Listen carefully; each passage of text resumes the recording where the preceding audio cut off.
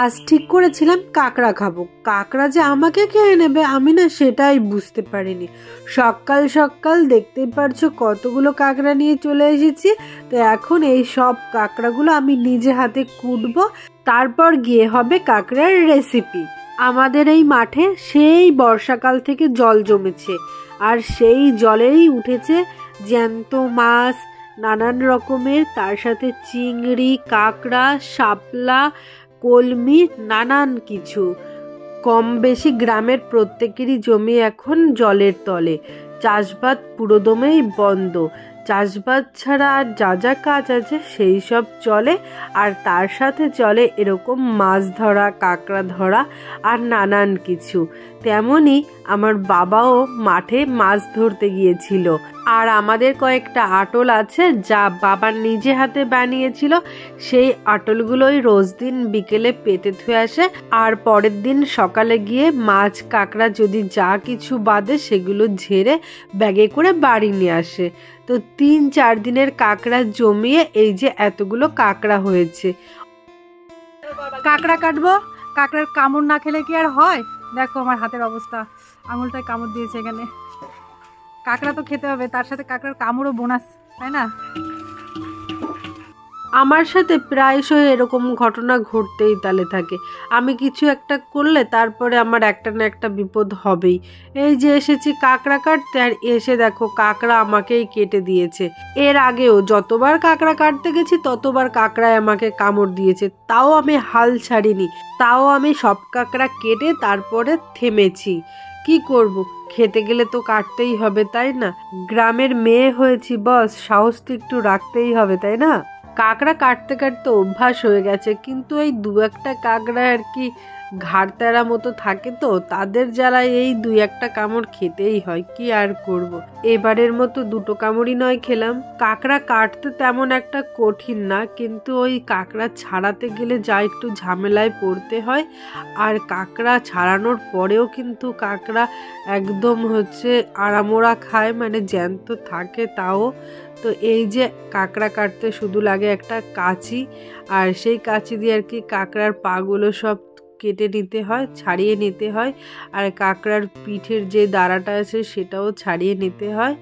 আর পা যে বড় 2টো পা আর কি আমরা রাখি, আমরা ছোট পাগুলো রাখি না। তো এইভাবে আর কি আমরা কাঁকড়াটা পরিষ্কার করে নিই। আর কাঁকড়ার যে ঘিলু, সেই ঘিলুটা তো খুবই টেস্টি হয়। এই ঘিলু দিয়ে আমরা নানান ধরনের বড়া করে খাই বা ভাজি করে খাই। তাহলে চলো এবার রেসিপিটা দেখে নিই। কাঁকড়াগুলো নুন হলুদ দিয়ে ভালো করে ভেজে নেব, আর কাঁকড়াটা ভাজা হওয়ার কিছুক্ষণ আগে ঘিলুটা দিয়ে নাড়িয়ে চাড়িয়ে কাঁকড়াটা তুলে নেব। ঘিলুটা দিয়ে ভাজতে গেলে কিন্তু ঘিলুটা পোড়া লেগে যাবে।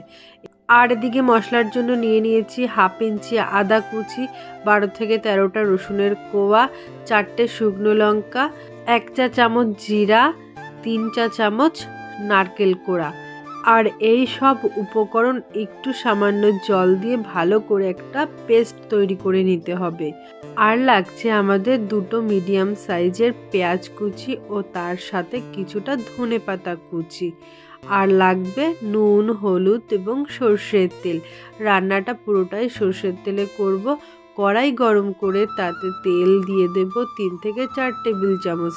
তারপরে দিয়ে দেবো একটা তেজপাতা চিড়ে, তার সাথে গোটা গরম মশলা ও জিরে। ফোড়ন দেওয়ার সাথে সাথে দিয়ে দিতে হবে পেঁয়াজ কুচি।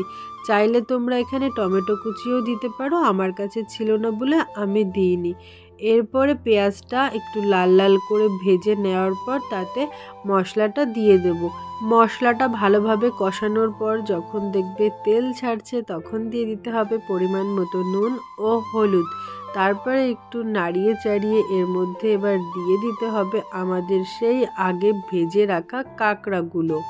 এরপর কাঁকড়ার সাথে মশলাটাকে ভালোভাবে কষাতে হবে, আর একটু যাতে মশলার ফ্লেভারটা আর কাঁকড়ার ফ্লেভারটা এক হয়ে যায়।